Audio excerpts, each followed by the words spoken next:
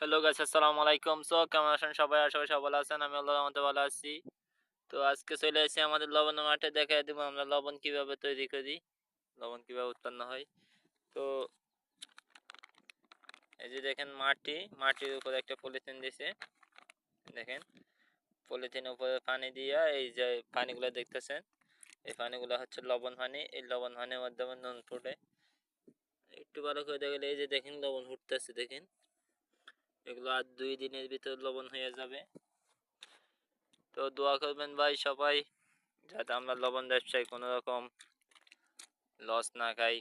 এখন তো লবণের দাম অনেক কম। আল্লাহ যদি আল্লাহর উপর ভরসা করে লবণের মাঠ করি আমরা। দেখেন এই যে সূর্য দেখতেছেন, যত রোদ পড়বে এখানে লবণের মাঠের জন্য ততই ভালো, যত গরম পড়বে তত ভালো আমাদের জন্য।